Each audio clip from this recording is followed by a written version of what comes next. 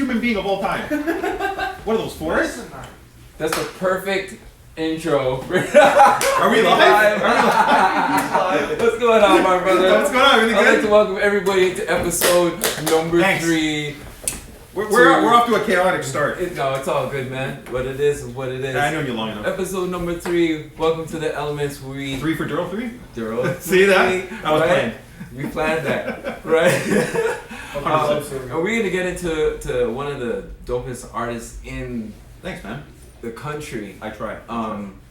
And talk about your journey Yes. into the art and your love for hip hop and Yes. some other stuff like that. That's where it all began. And just let everybody know that this show we interview people that are into all the elements of hip hop. So whether you're a b-boy or b-girl, DJ, MC, writer, producer, so on and so forth. And now it's haircutting. Right? Haircutting's become we're gonna like an element. fashion. We're gonna get into it all, but Shoe collecting. just to start, what first question? Yeah. Generic. What got you into graffiti art? Oh man, probably watching Beat Street. You know, back in like Okay. 85, 84, and then breaking. And then my cousin Sadie in 1989, I discovered his sketchbook. I was 13 at the time. Okay. And he started doing graffiti in 1980. So him and this guy called Jeff Duke, who had visited New York City. Oh yeah, I know Jeff too. Right, you know, there you go. Yeah. That's an old schooler Yeah, right there. old B-boy school. too. Yeah. And so it all really comes back to hip hop if you really look at it. Mm-hmm. And especially growing up in Scarborough because we're all ethnic and that was the shit. Like hip hop was being invented in those days. Mhm. Graffiti was kind of part of it. So watching TV, but it was really my cousin that, you know, started teaching me at 13 in 1989. My tag back then was the Spanish Knight, and I had a character who was a Spanish Knight. And looking at it now, I was probably influenced by the video game Ghosts and Goblins. Yeah. So you know Arthur? Yeah. So he had a lance and shit. And at Midland and Lawrence, behind a 7-Eleven, I did my first tag in baby blue, and it was terrible. And it said Spanish Knight, whatever. And it was hobby paint that I stole. So that's how I started. And then I sucked for like 4 years. And then in 93, I started getting good. By 95, I got really, really, really good. Yeah. By 97, I was published all over the world. 2001, I quit. And then I didn't know that. I quit for 10 years because I was just like, I'm never going to have a career in graffiti. As funny as that is. That's crazy because we're going to get into like Yeah. where we're at right now, right? Well, Which is- and then I came out of retirement, which the story's hilarious, and now I'm obliterating it. So it's kind of cool how things go up and down. But in the meantime, I was a photographer, graphic designer, and a bunch of other things. So 89 I started. And through that journey, how have you seen like the art form graffiti grow? Like in terms of like styles. Like I'm not a writer myself. I love it. There's no comparison to how big it is now. Now it's like graphic design, muralism, even like activism and graffiti have all kind of combined. Yeah. And it's gone into products and toys and stuff like that. So it's incredible how big it's gotten now. I never thought it would get this big because I'm used to being like a hood guy from Scarborough. Yeah. You know, and that's how I met all the guys here from breakdancing. I didn't even meet them through graffiti. It was right. Yeah. That's how we all met, right? That's how I met you. Right. Anyway, it was. I mean, but back then we used to go to Club Max. We used to go to Spectrum, RPM Warehouse. Oh, right? he's talking it. And I used to start the circle. A lot of people don't know. I was about it. Like I was. See, you know? and that's the thing. Like that. Like that wasn't your only love was to write. You had love for dance. Hip hop was right? everything. Big Daddy Kane and then the Juice Crew and things were being invented back then. Yeah. Right, and it was this incredible New York story of urbanology, if you want to call it that, right? And predominantly blacks and Puerto Ricans were telling these stories of the ghetto, and then Los Angeles came, and now it's all Atlanta and shit. But we really saw the birth of it, and it was exciting. The movie Juice comes out, New Jack City, In Living Color, all those iconic shows and movies. That was our shit. That was our shit, and we were seeing people of color dominating entertainment, and it was incredible. And we all loved it. We all loved it. I think people don't realize that now it's normal to have every ethnicity be so famous. Back then it wasn't normal. No. Back then it wasn't normal. It wasn't normal, right? It was, what the Wayans brothers were doing was laying ground. Yes. What Eddie Murphy was doing was laying ground. Yeah, it was, we watched it all. Right. So it was amazing. Right? We tried it like Rick James used to say the darkest brothers in the industry was Eddie Murphy and that's right.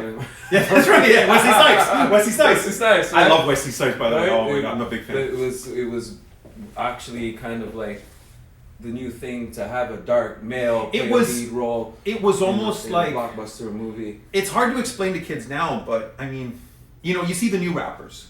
Yeah. And they're not racist. They're not. They're with. They love everyone. Yeah. But it took a lot of groundbreaking people to bring it to that level. Yeah. And they didn't see that. They didn't see the rise of Public Enemy. Exactly. They didn't see us hearing about Malcolm X for the first time. Yeah. And about Martin Luther King, and about all these people that had fought 20 years, 30 years before us. Yes. And we were learning about that. There was a big conscious movement. Through the music, Through right? the music. Yeah. They didn't see that. No. They didn't see that. No. So we saw the beginning of it all. It was amazing. So what about I want to ask you about the stigma, because now it's changed, but the stigma between that word graffiti. Yeah.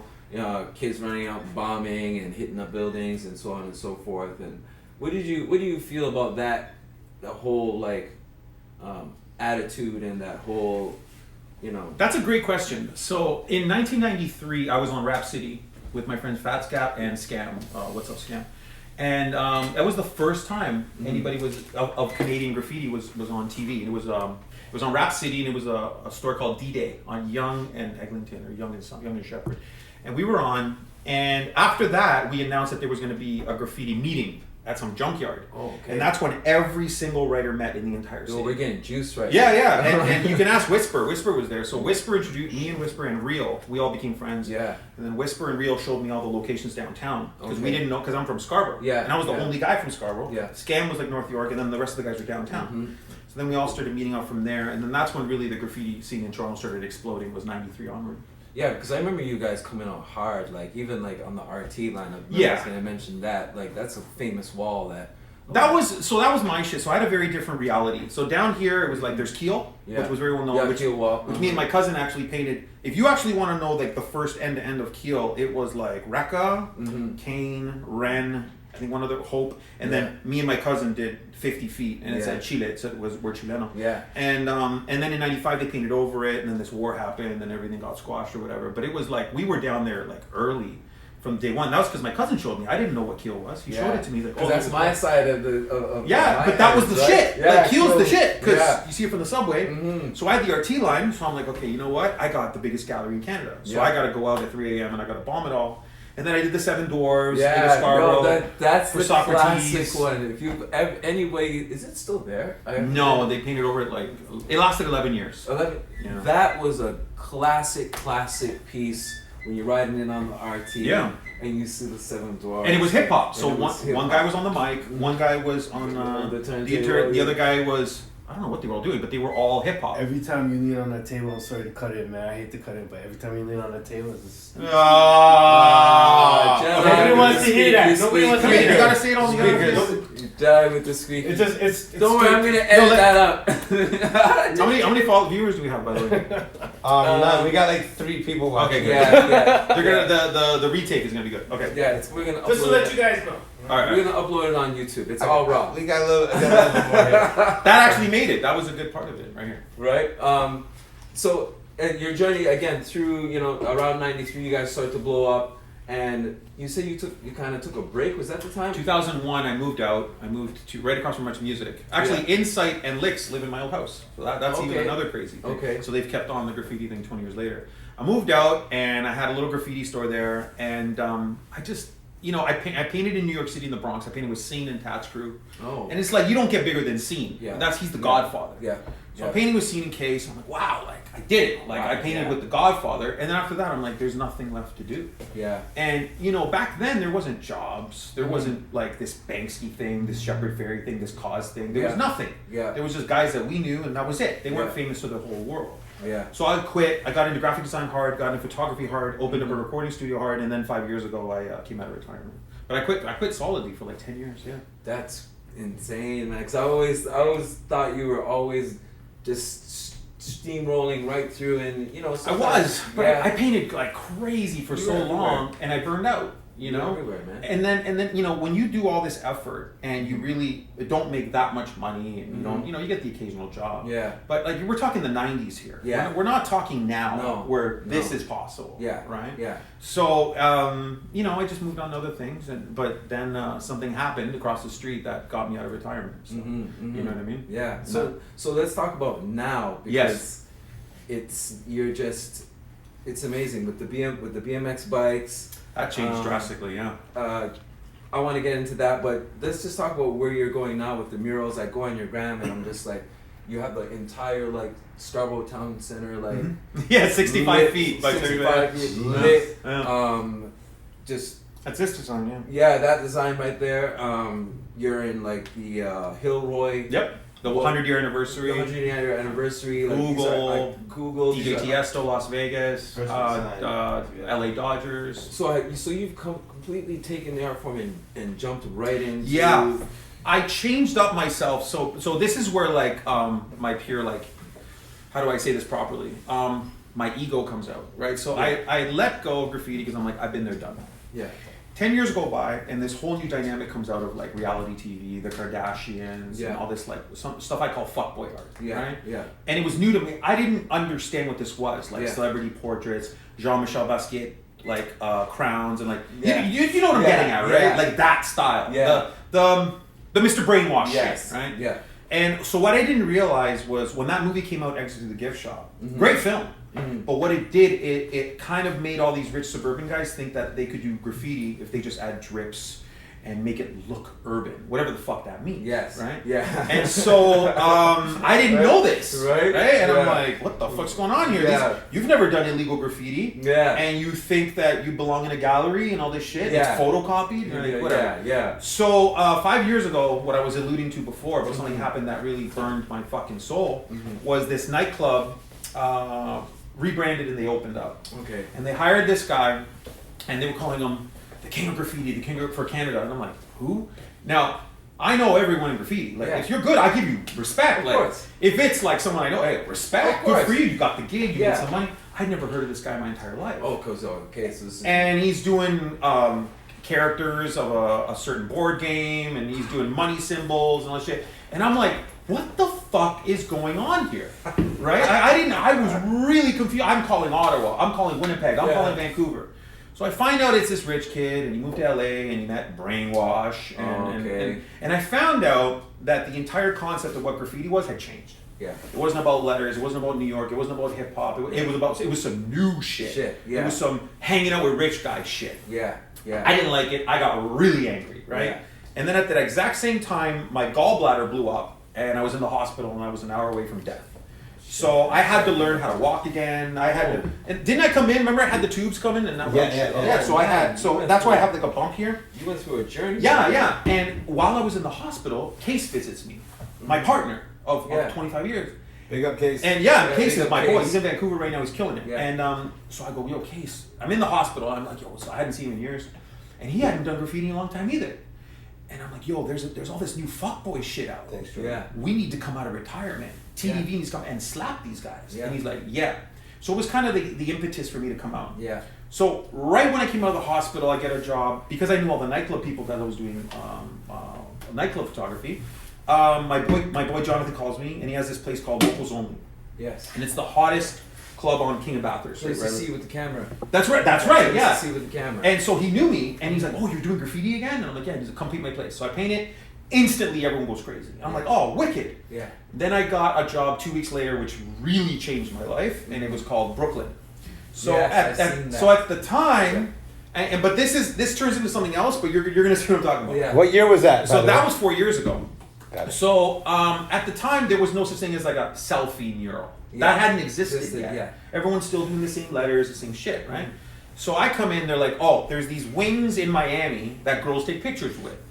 Can you do that?" I'm like, "Yeah, sure." So I'm like, "Okay, I'll do it, but I don't want it to be effeminate. I want it to be neutral." Yeah. So I looked at the Hells Angels logo, and I was like, "Let me do some badass wings." Yeah. Right? Yeah. It was black and white, and then I was like, "Let me add some shit all over here."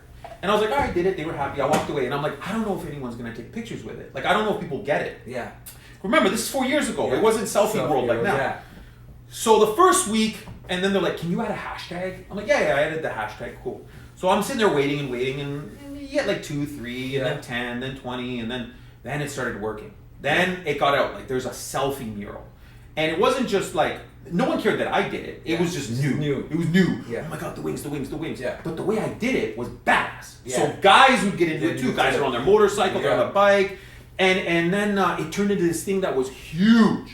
And so I was like, whoa, it worked. That's And so dope. immediately I started getting like job offers. I want wings. Now at that point, I had some self-reflection. It's like, look, at the end of the day, painting the wings is not that hard. Yeah. And I live by a rule. If it, the easier you are to duplicate, the faster you get copied. That's right. Right? That's So it's like, this is gonna get played out. Yeah. So I told them all no. They're like, why? Why? And I'm like, because it's too good of an idea, and it's already big in Miami, Yeah. LA, and it's gonna be played out soon. Yeah. And I was right. Because now you do a wings mural, people laugh. Yeah, exactly. So people were stunned that I turned down so many jobs, Yeah. right? But then I came up with a new style. Then I'm like, hey, you know what? People want a selfie mural. But what if I do a mural where you could stand in like 7 different places instead of 1? Yeah.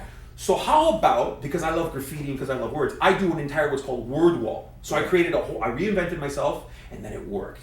And now it leads to being flown to LA for the LA Dodgers, being flown to Vegas for DJ Tiesto, being flown to New York for Sprint Mobile, Google, you name it. I mean, it's like, it has changed my entire life, and now everyone knows me as the word wall guy. And so that's kind of been my new, movement. You know what I'm saying? Where does he travel to? Favorite places traveling? Yeah. Oh, favorite place to travel? Australia, 1997. Oh, that's where I met Lumit. That's where I met anyone there. You want to know something funny? You're a b-boy. Yeah. Do you remember Broken Exit from Australia? So they were like the Storm and who's the guys from Germany? Storm and Swift. Storm and Swift. They were like the Storm and Swift of Australia. I remember those. So here's a story, and he's gonna remember this. So in '97, I went to Australia, and I met the biggest b-boys and graffiti artists in the whole country. I'm hanging with them. Those are my boys. Whatever. Yeah. They gave me videotapes, VHS tapes. Yeah. Of them b-boying. I brought them back to Toronto, and I showed everyone here. Yeah. And then who tried to steal it? Me, Megan. Who tried to steal the tape? Remember? Who's so Megan tried to steal He it. tried to steal the tape. Yeah. And my mom caught him. Oh, You can he's ask a him, crib so- yeah. too. That's a no-no. Yeah. So I don't know about stealing the tape. I don't He know. tried about to take that. it. So, anyways, I made copies of the tape for everyone, and then all the b-boys in Toronto started learning from because you know what it was like back then. It was all about VHS tapes. It's all about VHS. So I really helped bring a whole new style because back then they were king. doing double rocks, they were King doing of 1990s into Yeah. windmill, like Yeah. you know the shit that's normal now. Yeah. That shit was new, and they were like incredible at it. So I kind of helped push the whole b-boy movement in '97 too from that trip. So That's crazy because a lot of it changed in '97. yeah, that's We when got a lot of like Miami influence. The Atlanta battles influence, got big. The battles got bigger. this is before Red Bull got in charge. Oh This yeah, is- because Come on, decades before. This is way Yeah. before in France. They had it. '97.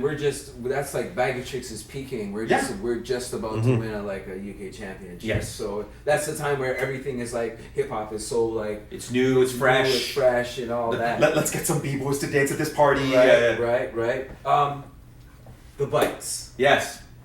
I don't know That's if you changed guys- everything. Yeah. Check out his page, please. What is your page, Duro? Durothethird. Durothethird, right on Instagram. The How you spell it? With bikes, letters graffiti. or numbers? Durothethird. Yeah, he's spelling it with letters. Yeah. IRD, not yeah. URD. And please, if you're into BMX bikes, take a look. The Tiffany bike. Let's start off with that. Where did That's that- my most. So, okay, so I'll talk about how it all got to that point. So, I started doing graffiti again, and I wasn't broke anymore. Yeah. You know, I've been living month to month for 17 years. Yeah. And that's pretty much the story for every graffiti artist. Yeah, Right? it's How it is. Yeah. Right. And then I got out of debt, and I was like, wow, I'm out of debt, and I have some savings for the first time in my life. What am I gonna do? I want the bike that I wanted when I was living in Midland, Lawrence. Yes. Dyno Pro Comp. That was the greatest shit of Oh all time. my You know what I'm God. saying? He's That, hitting me that was right it. now. We're off camera there. Okay. So it's like, that's what I wanted. So I was like, hey, I go hunting for it. And I'm like, I'm never going to find it. Yeah. Who knows what it's worth? It's a 32-year-old bike, whatever, Yeah. right? So what I discovered is that there's all these midlife crisis guys like me that they had parts and they had some of them, whatever. So I was like, okay. So I go to this place called Harvester in Vaughan, Yeah. and he specializes in building old school bikes. Yeah. So through him, he's like, oh, you got to meet my friend Harry. He's got some dynos. So I go in to meet Harry. Harry sells me 3 dynos. Yeah. They weren't Dyno Pro Comps, but they were still dynos. Yeah. Now, you know, as a kid, Yeah. that was the hottest shit. Oh yeah. You had a dyno, you were getting robbed. You're you couldn't it was- ride that to the store. No. You needed security. Yeah. You know? And so I get it. So I got 3 for a good price. Then I bought another one. Then another one. Then another one. Next thing you know, I have over 20 bikes. Yeah. And everyone's like, you're a psychopath. Yeah. But the one thing with me, the moment everyone tells me I'm crazy, I know I'm on the right path. Exactly. Right? Because I know I'm doing something that no one else is doing. Why? So, because in life you have to be unique. And if you do the same shit as everyone else, you're never gonna break ground, right? That's and right. when you look at Cause, he did something new. When you look at Shepard Fairey, he did something new. When you look at anyone, Tristan Eaton right now, he did something new. When you do something new, everyone wants you. Yeah, right. That should right. be a quote. But when you do the same as everyone else, you're lost in. Like this show is new. No one interviews graffiti artists. That's true. Nobody does. Nobody does. And so I was at around 20 bikes, and then I finally got it off some guy in Hamilton for cheap, a Dyno Pro Comp, an 89, my dream bike. I got it. I couldn't believe it. So I did. Yeah. I did it. I had every color, and I'm just like, I gotta keep going because this shit's fun. So are you doing the maintenance on all these bikes? Yeah. You're greasing. You're taking off the fucking stems. You're because I'm taking the looking at grips, these bikes and they look brand spanking new. Yeah. And I ride them too. And so, did you come up with the color concepts for some? So what happened there is Yeah. that I'd already when I did the Tiffany bike, I was at about 32 bikes.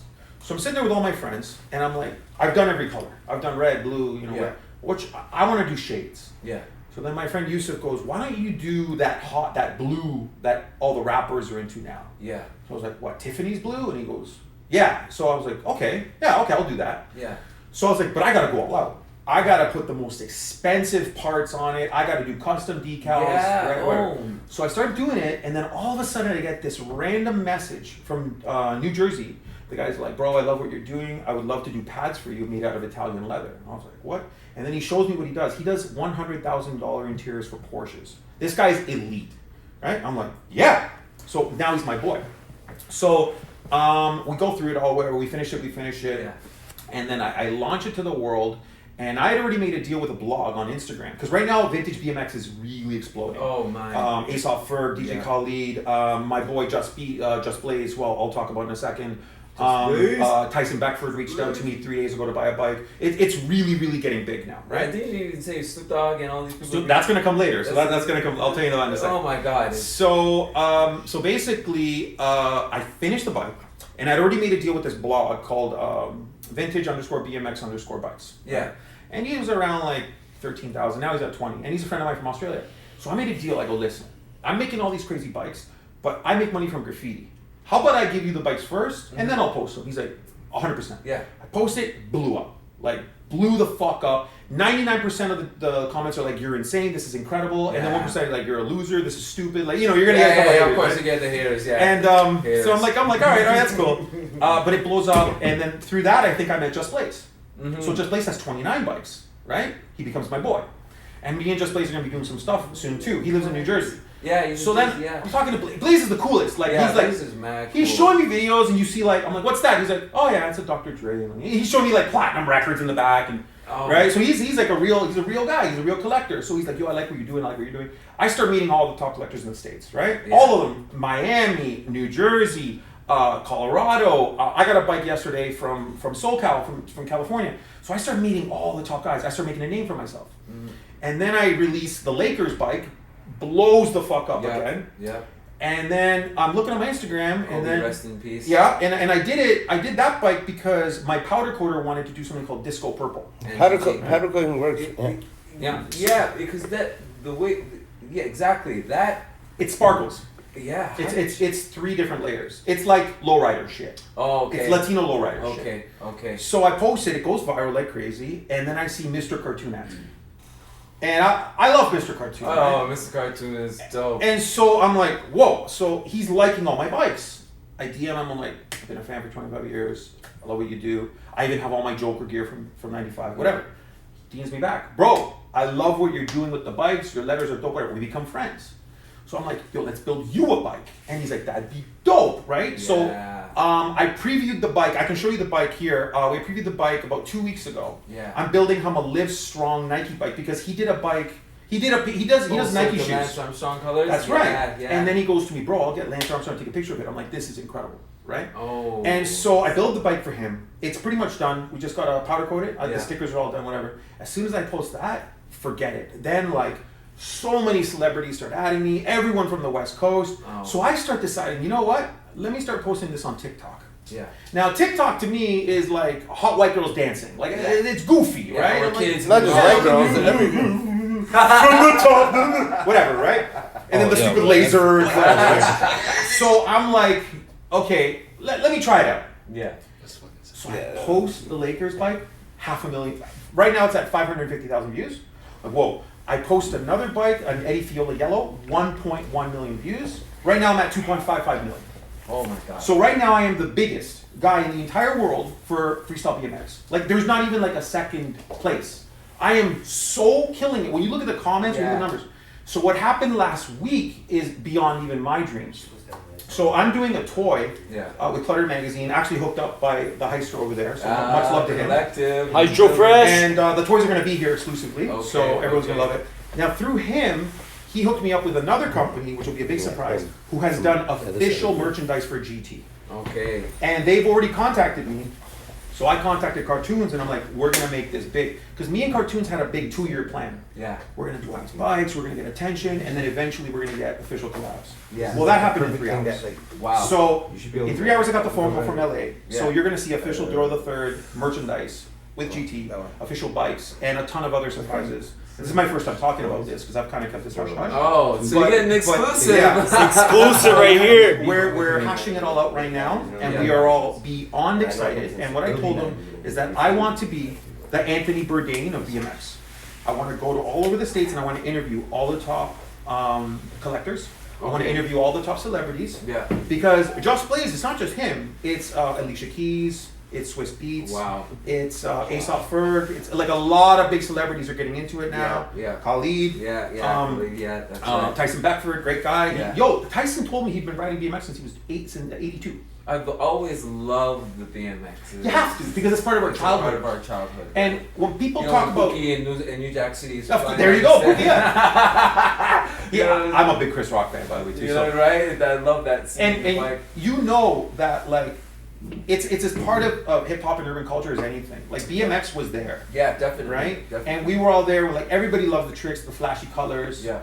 The funk from California. Remember like Ocean Pacific, Body Glove? Yeah. Remember all the hip hop dancers wearing Body Glove? Like, lime green and yellow and neon. So it literally is part of hip hop, and now hip hop is embracing it, and I'm at the forefront of it. Mm-hmm. And me and Toons are gonna do shit that no one's ever fucking dreamed of, and we're so excited about it. And now a lot of people are coming on. So I'm the happiest I've ever been in my life at the age of 44, and it's because I stopped saving for a house when COVID hit, and I said fuck it, because I knew a lot of collectors were gonna start selling their collections.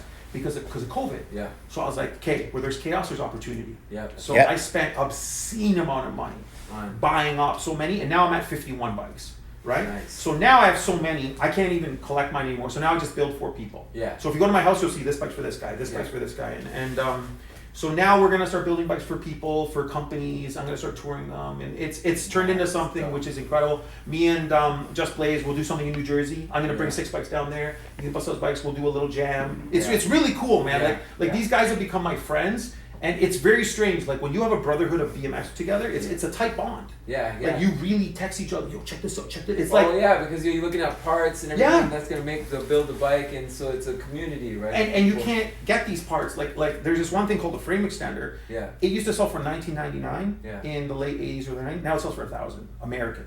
So it's like some of these parts have gone through the fucking roof. They see the potential in where there's scarcity, there's profit, right? And so honestly, I have to tell you, I've gotten more fame in 1 month with my BMX bikes than 31 years doing graffiti. And that's what it looks like, because I'm just like looking at your gram. I'm like, Jesus Christ, look at all these people on the gram. It's ridiculous. BMX bikes.